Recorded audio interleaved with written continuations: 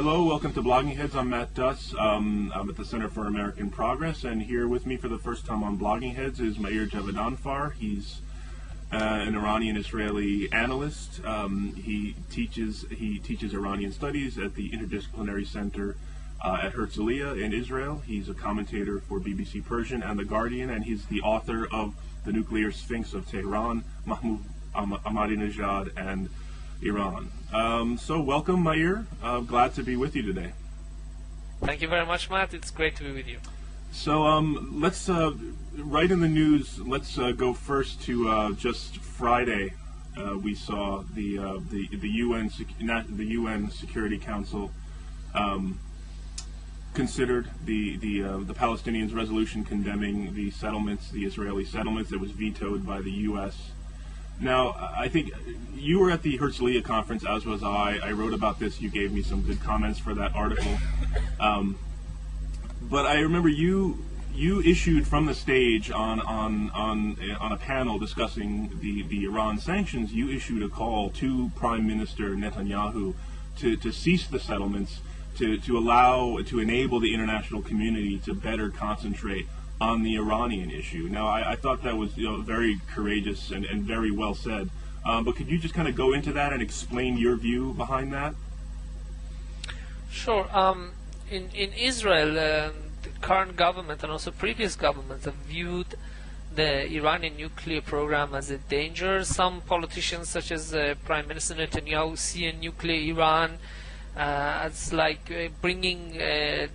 possibly bringing another Holocaust, and they view Ahmadinejad as Hitler. Where we have another school of thought belonging to Defense Minister Ehud Barak, who thinks, okay, Ahmadinejad is not, as he called it, Meshugana. The regime is not Meshugana. It's not crazy, but it's still a danger to the security of Israel. I belong to the school of thought of Ehud Barak, but I still believe that a nuclear Iran would be very bad for the stability of the region. We could see proliferation, we could see increased threats, and right now, Matt, we, as a country who feels very threatened by the Iranian nuclear program, need to be working with the international community. We need to be working especially with the United Nations in order to help its legitimacy, to help its credibility, to impose tough sanctions against the Iranian regime.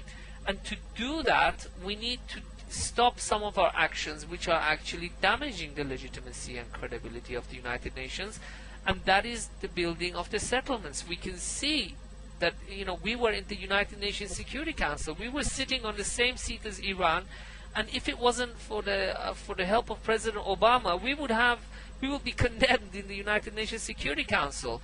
This doesn't help Israel. This hinders Israel. This also hinders efforts in order to send a message to the Iranian government that its current activities are unacceptable and that it should get back to the negotiation table and offer a meaningful compromise. But I see that in my own country, which feels very threatened by the Iranian nuclear program, our own politicians are putting the issue of settlements above the issue of Iran. We see it in the politics, we see it in foreign policy, and this is very worrying for me, because the issue of Iran is not one that is only rhetoric. The state of Israel needs to be part of the solution politically, and we are not at the moment, and this worries me. Yeah, that's an excellent point. Let's get into that a little more. I mean, it's obvious that Netanyahu is very concerned about Iran, understandably, and would rather the focus be on Iran than Israel, obviously. But that point that he has not been at all accommodating to President Obama. In fact, he's been quite intransigent on the issue of settlements with President Obama and the Palestinians, and the international community has made repeatedly and abundantly clear harms the prospects for peace and drives extremism and creates resentment. So what's going on there? Why, if he's so interested in focusing on Iran, why would he not be willing to have Israel honor its past obligations? And then I would stress here that a settlement freeze is a pre-existing obligation and commitment of Israel under the roadmap. So what goes into Netanyahu's calculation here?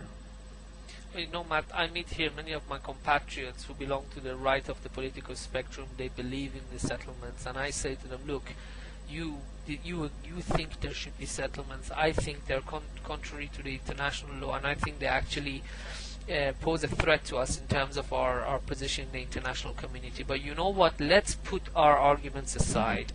Let's wait for a couple of years. Let's not build any settlements right now. Let's focus on Iran, and then we can go back to the issue of settlements, because homes in the West Bank you guys could always build. But right now, Matt, in the state of Israel, for the government, the overwhelming priority seems to be settlements. Although the government says that Iran is the priority, in practice, when we look at our foreign policy, when we see the way the United Nations is treated, we see that the settlement issue is priority to Iran. This is the central DNA of the current coalition government in the state of Israel, and it's naturally a priority, because without it there would be no Netanyahu government. His coalition would fall apart. So I really despair sometimes as somebody who covers Iran from Israel to see what my own government does and says. I'll give you an example. 3 days ago, Dani Ayalon, the deputy foreign minister, called the United Nations a rubber stamp for the Arab countries. This is no way to address an organization whose help we desperately need in terms of the Iranian issue. So in terms of the U.S.'s credibility, having vetoed this resolution, I don't think it was any surprise, but still it was... we've seen the President Obama, to say the very least, has had a difficult time over the last couple of years trying to move peace negotiations along. What do you think the impact of this veto will be on the U.S.'s credibility, both in terms of the peace process and in terms of the coalition against Iran? I think he has lost a lot of credibility with the Israeli left. I think he's lost a lot of credibility in the region. However, he's at the same time, Matt, I would say, looking at the positive side, he's gained, I think, more credibility with the Israeli right. It's much more difficult. I don't think anybody has the logic, or I dare say the chutzpah, to keep on pointing to him as somebody who's hostile to Israel, not after what he did. And in a way, if I were sitting in the Prime Minister's office and I want to continue building settlements, I would actually worry. Why? Because now they owe Obama a favor. Obama did the current government a favor by not vetoing the settlement in the issue at the United Nations Security Council, and now Obama is going to want something in return. Who knows what it's going to be? But how I think what President Obama did in the long term could actually be costly even to the current liquid government. Right. I mean that's my question. It seems President Obama, from any objective measure, has been enormously supportive of Israel, showed enormous commitment to the Iran issue, but yet what does he get for that? I mean, so when you say he's built up credibility with the Israeli right, how is that going to show itself? I mean, there's been any number of reports that show the military aid has increased, the commitment and the coordination on the intelligence side on Iran has increased dramatically, with an Israeli official telling me last summer that it's even better than under Bush. The assistance on getting into the OECD, but really, what does that get us? It doesn't seem to have gotten us much. If we're looking at money in the pocket, if I can use that analogy, or leverage on the ground, I would say this has helped Obama's re-election. This has really helped Obama's re-election. I think if President Obama were to have vetoed this United Nations Resolution Council Security Council resolution, you can imagine how they would have used this against him in the re-elections. I think now it's going to be much more difficult for AIPAC and other pro-Israel organizations to say that Obama is not a friend of the state of Israel. And of course there are other things. Matt, please allow me to respectfully correct what you said. Obama has not only increased cooperation with Israel. In fact, we have never had more cooperation from a U.S. administration for the last 20 years in terms of support for Israel, in terms of military support, in terms of cooperation in the international community. Israel's entrance to OECD was helped greatly by President Obama. And I think there's another factor which is going to show how closely we are coordinating our activities with you, and that's the upcoming NIE, the National Intelligence Estimate. The NIE says that the Iranians have still not made a decision to make a bomb yet, and that this is what we're reading in the press here. This is, if I'm not mistaken, this is what Meir Dagan is saying, that the regime has still not decided on making the bomb yet. It has the intention to, but has still not embarked on the path of actually making a bomb. And there's also the issue of, we read in New York Times, the Stuxnet. So I think in terms of on the ground, our cooperation has never been better. But here, the government would always wants to have an administration in Washington which says yes, and President Obama is the thinking man, and I think this is against the interest of the current government, because he's actually being more Israeli than some Israelis. He's telling the Israeli government that you're not thinking about the long-term future of Israel, and he's right. But I think some people do not like to hear that here. So let's draw back the focus a little bit, and look, I mean, we're in a period of real change in the region. A number of countries, I forget how big the list is now. We added Morocco to the list just in the last few days. We've got Bahrain, Yemen, Libya, Algeria, Egypt. So what does this? I mean, what does this mean? I mean, I wrote about this a little in my report from Herzliya, but in your perspective, how are Israelis viewing this? I think the concern here is that it really depends which side you belong to, again, the left or the right. I think one thing that both sides have got in common is that they are concerned that maybe we're going to see what happened in Iran repeated in Egypt, because in 1979, and my family lived in Iran then, Ayatollah Khomeini came and said, I'm going to have a government that's going to allow the Mujahideen, the communists, everybody except the monarchists can run. And he did. For about a year and a half, there was, and then basically turned around and put everybody in jail, and that was the end of it. So there is that concern here. But here, as you go more to the right of the Israeli politics, you hear statements such as, it's very unlikely, the chances of the real democracy in the Arab world is slim. We saw that in a recent article published in the Begin Sadat Center from Bar Ilan, that chances are slim. What's happening in Egypt actually justifies Israel's settlement policy, what they call defensive borders. And it's more and more basically being seen that what's happening in the Arab world proves that Israel is the only reliable friend that the United States has, and that all of Israel's policies up until now, especially in the settlements, are justified. Right. I think there was a brief issued by the Bar Ilan University by David Weinberg that really went after what he called this a new mythology that focuses on Israel when the focus should really be on Iran. And he went after New York Times columnist Tom Friedman in some pretty serious language. I don't remember exactly what he said, but this idea that Israel is the problem, not Iran. Now, I don't think that's really what Friedman said at all. But I think Weinberg's piece really gets at some of what you're saying, just this tendency to really draw into a really defensive posture. Well, the word that the Thomas Friedman piece was described in the article as almost demonizing Israel.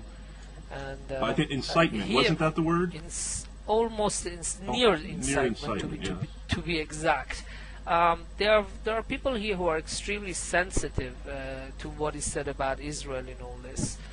There are some people here, Matt, quite frankly, who expected President Obama to go and save Hosni Mubarak, no matter what. I think that the feeling is that he was President Obama, if I can use the expression, threw Mubarak under the bus. Yeah. And that President Obama is an ideologue who's ready to give up his allies just so that he can continue with his ideology of democracy and human rights. I think the term that I heard at the conference was that under Obama, the United States has become a revolutionary power in the Middle East. Correct. Which is that's generally the feeling you got from the Herzliya conference, and also from some of the Israeli pundits here, that President Obama has basically given up, and he should have saved Mubarak. How he could have done it realistically, I really don't know. I really don't see the United States having the willingness nor the sense to want to go and stand up to 2 million Egyptians on the streets of Cairo. I really don't see it. But here they just basically think kind of that maybe Israel was abandoned. Maybe this is part of maybe giving up on Mubarak is part of a secret Obama agenda to isolate Israel, because some people believe, as I said before, that he's not a friend of Israel.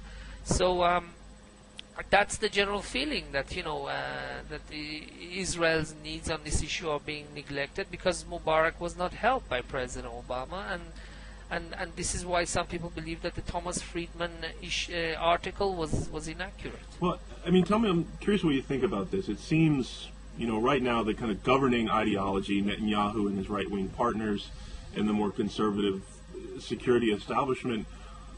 I mean, there's this idea that, going back to, Vladimir Jabotinsky, the idea that, they'll never accept us. What they'll accept is when they understand that we're strong. We have to show them we're strong. We're going to build our iron wall. We will dominate them, and then we'll live in a sort of peace, a peaceful equilibrium. And that seems to me to be the kind of governing idea in Israel right now, but it is an illusion, I think, as we're seeing. I mean, there's no way to maintain that given, I think, some of the changes that the Middle East is undergoing right now. And so I think the United States and President Obama has a particularly important role in, obviously he's got to help the U.S. deal with some of these changes and do what the U.S. can do to shape some of the environment. We can't determine the outcomes, but we do have, significant influence. But also to help Israel prepare itself for some of these changes, because the trends that drive all of these things, the youth bubble, globalization, they're not going away. I mean, the idea that you can just kind of hunker down and weather what's happening right now is an illusion, and I would hope that Israelis understand that.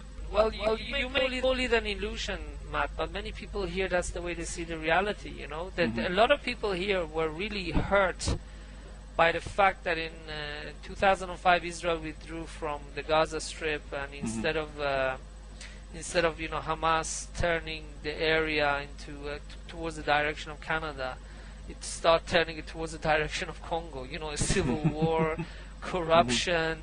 Yeah. So this is a real sense of concern, a very valid one for many Israelis, and at the same time there are people who take advantage from that and basically say that there's no way we can live in peace with our Arab neighbors. So what we should do is we should just continue building, and every 3 to 4 years we'll have a war here, just as every 3 to 4 years you guys in Florida have tornadoes over there, and people get used to it. And this is the thinking on the right here, that people will get used to every 3 to 4 years being a war here, because there is no other alternative to what there is, because they sell the ideology that all Arabs around us want to destroy us. There are many people here who say that Mahmoud Abbas is weak, and despite the fact that he wants peace with us, he's got no mandate. But at the same time, they'll tell you that he's doing a great job with the terms of security, and that he's prevented a lot of terror attacks against Israel. To me, that's actually a sign of strength. But this is a narrative that has a lot of buyers in Israel, and especially in your country, Matt, with the Jewish community. Yeah, well, I think, what do you think about the announcement of new elections for the PA? Do you think this is positive? It seems that it would, not that the peace process was really going anywhere anyway right now, but it seems like to generate a real Palestinian mandate for Abbas and for some sort, a peace negotiation, even if it's outside the current process, could be a positive thing. It could be a positive sign both to Israelis and both to the American Jewish community. What do you think about that? Absolutely, I think it's very positive, and I think first of all it's positive for Israelis because hopefully we'll see more stability on the Palestinian side, and it's very positive for the Palestinians that maybe they'll have a better government, they'll have a more stable government, and I think in the long run, if once both sides find the terms of negotiation suitable, once we start negotiating again, I think it will be good for us also to have a stable Palestinian government in place in the West Bank, especially. And if the PLO can convince Hamas to stop attack against Israel and to recognize Israel's right to exist, then that'll be even better. I mean, that is a key question: is Palestinian reconciliation, and A, will the U.S. and Israel really allow it, and B, is Hamas interested? I don't know, to be honest with you, about Hamas. I guess maybe the Iranian government would not be interested right now, because a reconciliation with the PLO would increase Israel and America's leverage also in the Palestinian sphere of politics. and I don't think the Iranian government would be interested. But again, looking at it from Israel's point of view, to be honest with you, I think the current government doesn't care either way. Its priority is that the Palestinians accept that the land occupied after 67 does not belong to them. It's not occupied territory, it is disputed territory. Right. They're saying it didn't belong to anybody. Right. And as the Palestinians, the sooner they accept that, the better, and then they should start negotiating, because everything is up for negotiations, except for East Jerusalem, which the Israeli government has said it's not going to be talked. Yeah, that's an important point, I think, which people don't really get, is that what they're essentially saying is that the Palestinians should agree to negotiate for 22% of Palestine. Israel, right? I think what makes it difficult for our side is that Prime Minister Netanyahu says that Israel is ready to negotiate with the Palestinians without any preconditions, and it is the Palestinians who don't want to negotiate with us because they want the settlements to stop the construction.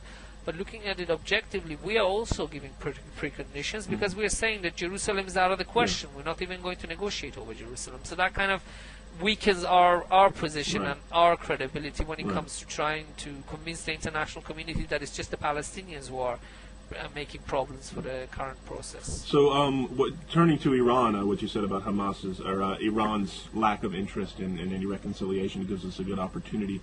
How do you see the current upheavals in the Middle East affecting Iran's calculations, and how might it affect also, I think, the calculations of the U.S.'s efforts to focus international attention on the Iranian nuclear issue? I mean, I understand those are two very separate questions, so just go ahead and take them one at a time.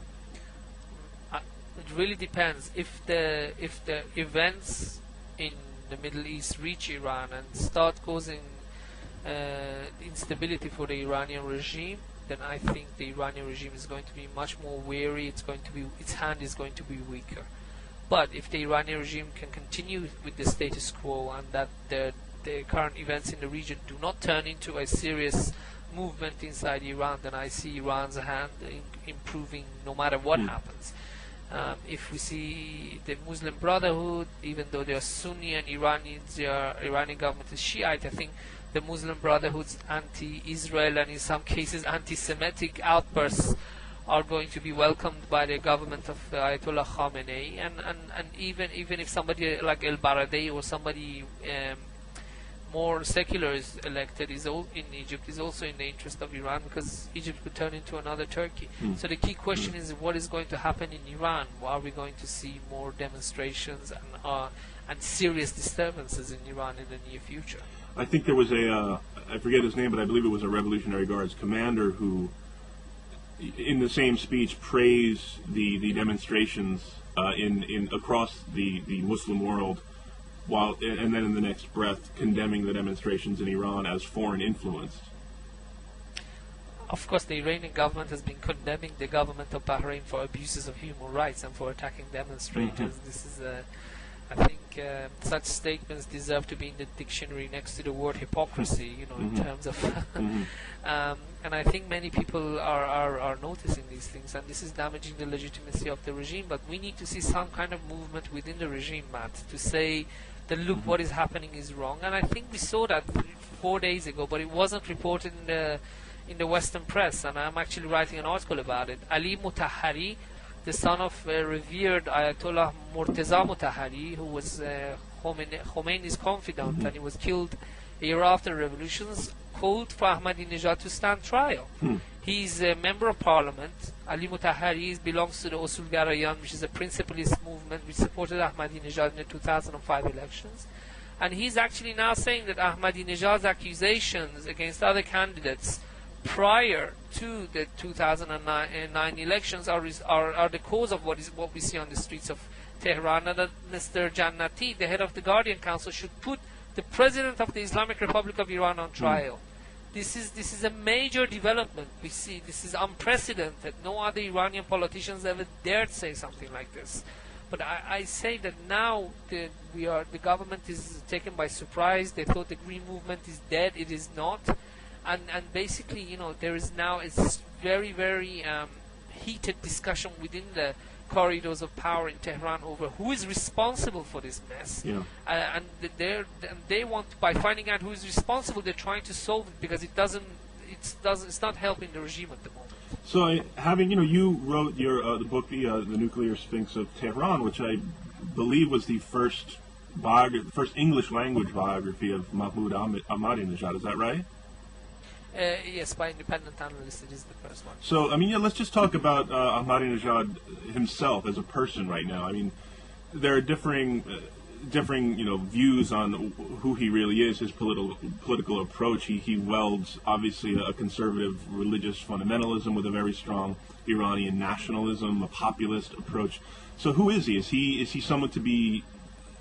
is he a very serious thinker? Is he an Iranian Sarah Palin? Who is Mahmoud Ahmadinejad? Mahmoud Ahmadinejad is a person who, since his childhood, has believed that whatever he does and he thinks is right, and that he needs to be an expert in everything. He has self-confidence, absolute self-confidence in himself to the point of narcissism. And it's not just now. When he was 7 years old, his teacher kicked him out of the Quran class, saying, "You're too young to learn this." And he basically burst back into the class reading the Quran out loud in order to show that he can't do it. He says, "I can do it. Look, I can read the Quran." We see that today. Ahmadinejad sees himself as a figure, as basically a strong leader who understands everything, and he's an expert in all subjects. And I think his own excessive self-confidence gets in his way, because I think sometimes he runs away with it. He overdoes it. Ayatollah Khamenei actually likes it. I think, to me, Mahmoud Ahmadinejad is the son Ayatollah Khamenei always wanted but never had. But I think as time goes on, Ahmadinejad's actions are going to become more and more of a liability to the Islamic Republic of Iran. And especially his relationship Esfandiar Rahim Mashai, and I think this is something that's going to be to the detriment of the Islamic Republic. But Mahmoud Ahmadinejad has always believed himself and continues to do so. So what the relationship with Khamenei? That's interesting to hear you say that about him being the son Khamenei never had, because Khamenei has a son who many people believe is positioning to inherit the throne, so to speak, of the supreme leader. What's the relationship there between Mujtaba and Ahmadinejad, and kind of what's Ahmadinejad's place in the regime structure right now versus other factions? Mr. Mujtaba Khamenei has had a very good relationship with Mahmoud Ahmadinejad. In fact, it is believed that the 2005 and 2009 elections, one of the main figures who arranged for Ahmadinejad to be elected was Mujtaba Khamenei. But I think Mujtaba is not a deal maker. He wasn't a major figure. Ahmadinejad was at least in the Tehran municipality before he became president. Mujtaba has always been a very shadowy figure. And I think, in a way, in terms of micromanaging stuff, I think Mujtaba is quite happy to see Ahmadinejad doing what he's doing. And I think Mujtaba is now more worried about his own position, because we're hearing recent reports from Iran that some people are saying that Mujtaba should not replace Ayatollah Khamenei, and his lack of religious credentials could pose a serious threat to this. So this is an ongoing battle. But for now, Ayatollah Khamenei was looking for somebody who would make sure that there's one government. So that why do I say that? Because under Rafsanjani's presidency and under Muhammad Khatami's presidency, Ayatollah Khamenei felt that there were two governments, one belonging to him and one belonged to the presidents, who did whatever they wanted, in many cases against what he thought. But now he has his foot soldier who is very bold, and Ayatollah Khamenei admires that. And basically he's making sure that everything is in order the way Ayatollah Khamenei wants it. And I think this is very important to the supreme leader, especially now that we see more and more division within the regime. So we've seen some demonstrations again, the Green Movement, tens of thousands, I think, in Tehran and elsewhere. Notably, I think Mousavi and Karoubi, if I'm not mistaken, both under house arrest, or maybe it was just Mousavi. But what's your view of the state of the Green Movement right now? And there was some question, going back to June 2009, of whether this movement was interested more in reform or in actual regime change, and how has that changed? I still think that Mr. Mousavi and Mr. Karoubi want reform. But I think the people who are supporting them more and more want regime change. I think the longer the crackdowns continue, the more we see the behavior of the regime towards the demonstrators. I think the more people are going to want regime change. But I think Mr. Mousavi and Karoubi for now just want reform of the system. And they are now figureheads to an organization. The Green Movement, I think, has Karoubi and Mousavi as its head because there's nobody else. But I think whether they're in touch with what the people in the Green Movement want, I'm not so sure. I think all that they have in common is that they're against the rule of President Ahmadinejad.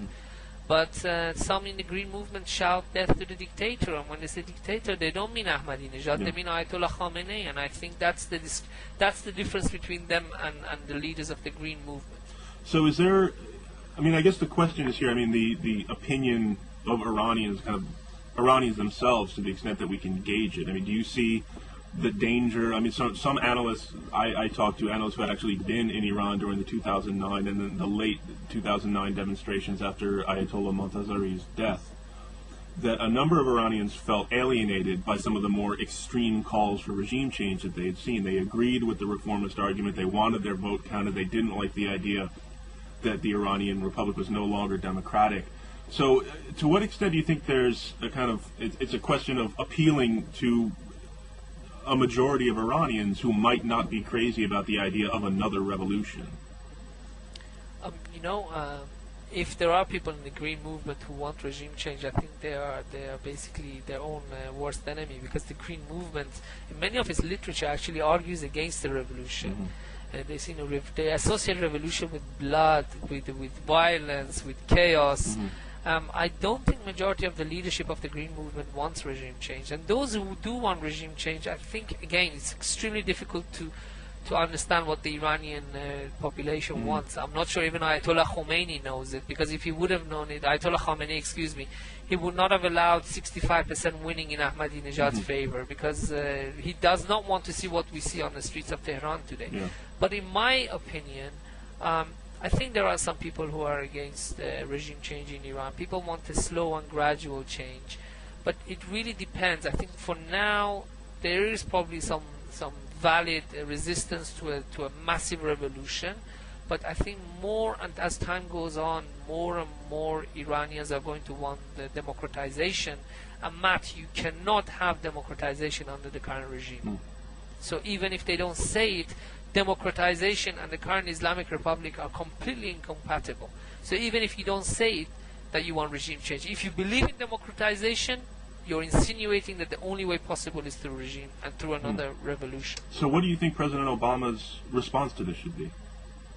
I think President Obama, he's actually gained a lot of credibility after what happened in Egypt. In the 2009 elections, I was happy to see that he did not come out too forceful in favor of the demonstrators, even though I felt very sad for what is happening in Iran, because that would have helped the extremists in Tehran. But I see that the recent condemnations are very timely by Secretary of State Clinton. And I think President Obama should continue his calls for respect of human rights throughout the region, and he should include Iran and basically try not to go too hard against the regime, but try to at the same and use that passion and use that energy to strengthen relations with the people of Iran. And how can he do that over the head of the regime?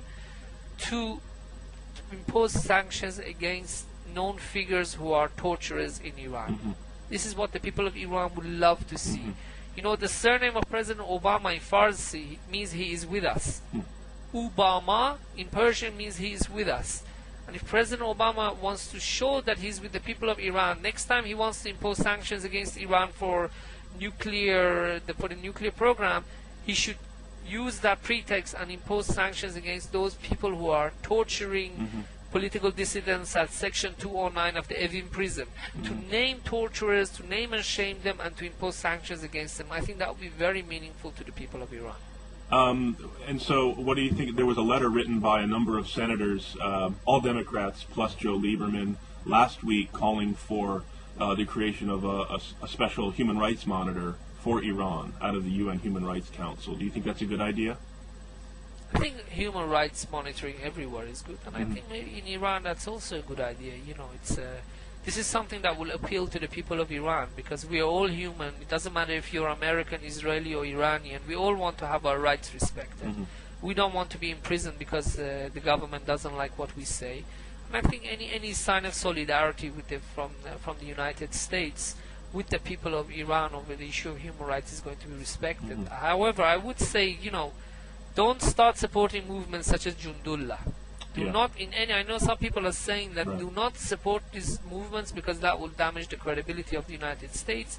Because Jundullah, although it is the enemy of the government of Iran, it also goes around in mosques and massacres innocent civilians while they're praying, and that's not the side the United States wants to be on. Right. I mean, it also undermines our attempts to, to condemn Iran's own support for terrorist groups elsewhere. Obviously, what about the? I mean, to come to the perhaps the most complicated issue here at the end. I mean, how does all of this affect Iran's nuclear calculation? Does it?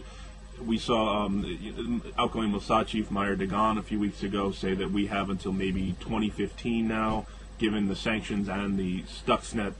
He didn't say it specifically, but he mentioned Stuxnet. Although I should mention there, you probably know this, the little movie that was shown in the IDF Chief of Staff Ashkenazi's going away party, where they pretty much claimed credit for Stuxnet. Do you see that story? I have not seen that. No. Yeah, there was a video at his party, that listed all of his accomplishments, and Stuxnet was in there, which a lot of people found notable. But does this, the demonstrations, does this make the Iranian regime? Is it more likely now they're just going to try to rush for a nuclear weapon to protect themselves? What does it mean? I think in the short term, the more threatened Iran feels, the more it will continue with the nuclear program. However, one of the factors that will make the government stop is the health of its own pocket, the health of its economy. If the Iranian government, if Ayatollah Khamenei sees that the economic damage is very high, if be it through sanctions, be it through isolation, because of human rights abuses, that's the nuts and bolts on the ground. If he sees that the economy is taking a hit, number one, and number two, his position is becoming so isolated that other Arab countries may actually support an attack against his nuclear program, then I think it will be a combination. These are a combination of factors that may push him to stop it. But for now, I don't see it. I think it's all systems go. But as the recent newspaper reports have shown, it's not so easy for the Iranian government. And one thing I'd like to point out to you, Matt, is that after 2009, after the controversial re-election of Ahmadinejad, the nuclear program lost legitimacy in the eyes of many Iranians. People no longer saw it as a nationalistic project, they saw it as a regime project. And if you notice, since that time we've heard of more defections, since that time we've heard of more assassinations, we've heard of more sabotage. So this is kind of, the government's own actions. This is a blowback from the government's own actions.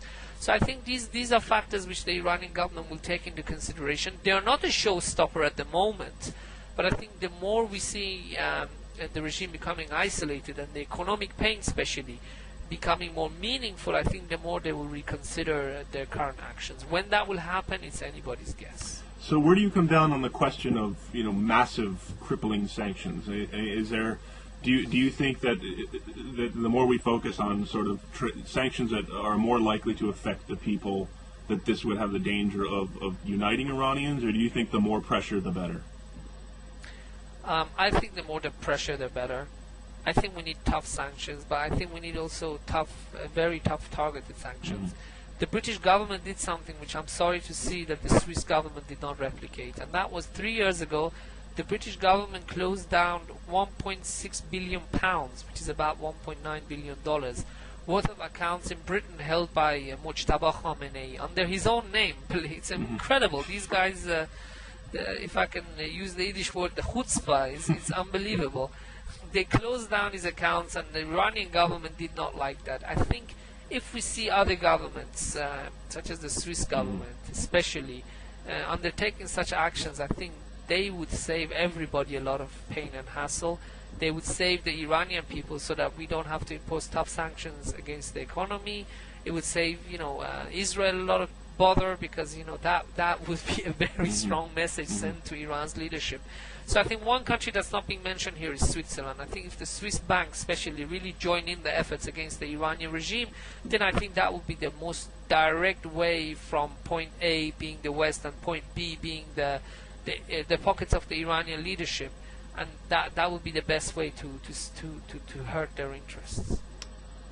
All right, well, I think that brings us to the end. Thanks very much, Meir. I hope we can do this again soon. Thank you very much. It was nice talking to you. All right. Bye-bye. Thank you. Bye.